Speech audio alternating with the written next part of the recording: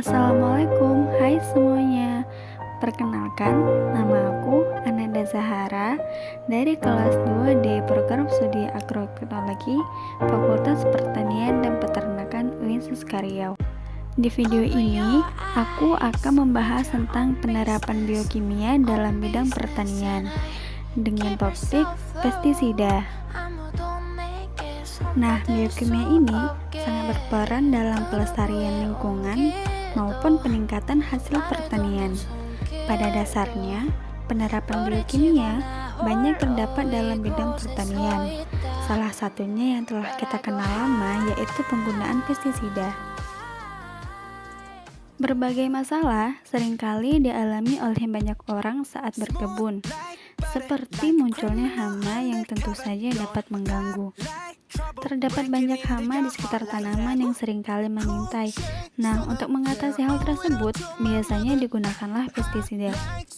Pada umumnya, pestisida tersebut dibedakan menjadi dua macam yang berdasarkan sumber bahan utamanya, yaitu pestisida kimia dan pestisida organik.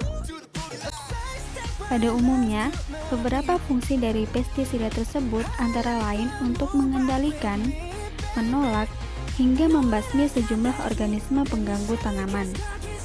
Biasanya, target utama dari pestisida tersebut bermacam-macam, antara lain seperti ulat, serangga, gulma, tikus, hingga burung. Mengetahui perbedaan cara kerja atau mekanisme kerja pestisida dapat membantu kita dalam menentukan jenis pestisida yang tepat dalam proses pencegahan dan pengendalian OPT. Karena pada dasarnya masing-masing pestisida mempunyai cara yang berbeda-beda untuk meracuni sasarannya. Ada yang meracuni hama secara langsung dan ada yang meracuni tanaman terlebih dahulu, lalu hama akan keracunan setelah makan tanaman tersebut. Selanjutnya, jenis-jenis golongan pestisida. Yang pertama, ada insektisida. Insektisida merupakan kelompok pestisida yang terbesar dan terdiri atas beberapa subkelompok kimia yang berbeda, antara lain organoklorin, organofosfat, karbamat, dan piretroid. Yang kedua, herbisida. Terdapat beberapa jenis herbisida yang toksisitasnya pada hewan belum diketahui dengan pasti, antara lain senyawa klorofenoksi dan herbisida biperdil. Nah, yang ketiga ada fungisida. Golongan yang termasuk fungisida adalah senyawa merkuri, senyawa dikarboksimida, diethylmida, dan senyawa aromatik. Beberapa kecelakaan tragis akibat penggunaan fungisida yaitu menyebabkan kematian dan kerusakan neurologi menetap sehingga tidak digunakan lagi. Lalu yang keempat ada rodentisida. Rodentisida terdiri dari natrium fluoroasetat dan fluoroacetamida, bersifat sangat toksik. Karena itu kedua zat ini hanya boleh digunakan oleh orang-orang tertentu yang mendapat izin. Dan yang terakhir ada fumigan. Sesuai namanya, kelompok pestisida ini mencakup beberapa gas, cairan yang mudah menguap, dan zat padat yang melepaskan berbagai gas lewat reaksi kimia. Dalam bentuk gas, zat-zat ini dapat menembus tanah untuk mengendalikan serangga-serangga, hewan pengerat, dan nematoda tanah.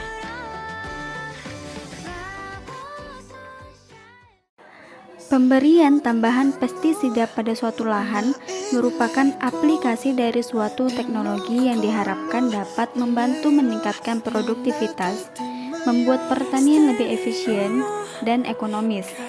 Namun, pestisida dengan intensitas pemakaian yang tinggi dan dilakukan secara terus-menerus pada setiap musim tanam akan menyebabkan beberapa kerugian. Antara lain, residu pestisida akan terakumulasi pada produk-produk pertanian dan perairan, pencemaran pada lingkungan pertanian, penurunan produktivitas, keracunan pada hewan, dan keracunan pada manusia yang berdampak buruk terhadap kesehatan manusia. Manusia akan mengalami keracunan, baik akut maupun kronis yang berdampak pada kematian. Sehingga, penggunaan pestisida harus berdasarkan pada 6 tepat. Yang pertama, tepat sasaran. Sebelum menggunakan pestisida, langkah awal yang harus dilakukan ialah melakukan pengamatan untuk mengetahui jenis OPT yang menyerang, lalu memilih jenis pestisida yang sesuai dengan OPT tersebut. Yang kedua, tepat mutu. Pestisida yang digunakan harus bermutu baik. Untuk itu, agar dipilih pestisida yang terdaftar dan diizinkan oleh Komisi Pestisida. Jangan menggunakan pestisida yang tidak terdaftar, sudah kadaluarsa, rusak, atau yang diduga palsu karena efikasinya diragukan dan bahkan dapat mengganggu pertumbuhan tanaman. Yang ketiga, tepat jenis pestisida. Yang keempat, tepat waktu penggunaan. Waktu penggunaan pestisida harus tepat, yaitu pada saat OPT mencapai ambang pengendalian dan penyemprotannya harus dilakukan pada sore hari, yaitu antara pukul 4 sore atau 5 sore, ketika suhu udara kurang dari 30 derajat Celcius dan kelembaban udaranya 50-80%. Yang kelima, tepat dosis. Penggunaan dosis atau konsentrasi formulasi yang tidak tepat akan mempengaruhi efikasi pestisida dan meninggalkan residu pada hasil panen yang akan membahayakan bagi konsumen. Informasi dosis atau konsentrasi anjuran untuk setiap jenis OPT pada tanaman tertentu dapat dilihat pada label atau kemasan pestisida. Dan yang keenam yaitu tepat cara penggunaan. Pada umumnya, penggunaan pestisida diaplikasikan dengan cara disemprotkan. Namun demikian, tidak semua jenis OPT dapat dikendalikan dengan cara disemprot. Pada jenis OPT tertentu dan tanaman tertentu, aplikasi pestisida dapat dilakukan dengan cara penyiraman, perendaman, penaburan, pengembusan, pengolesan, dan lain-lain. Untuk informasi tersebut dapat diperoleh dari brosur atau label kemasan pestisida. Nah, cukup sekian yang bisa saya sampaikan pada video ini, yaitu penerapan biokimia dalam bidang pertanian dengan topik pestisida. Semoga dapat menambah wawasan kita bersama. Dan untuk semuanya, begitupun saya, jangan lupa 3M-nya ya, agar kita bisa melakukan aktivitas seperti biasa. Thanks for watching. Wassalamualaikum warahmatullahi wabarakatuh.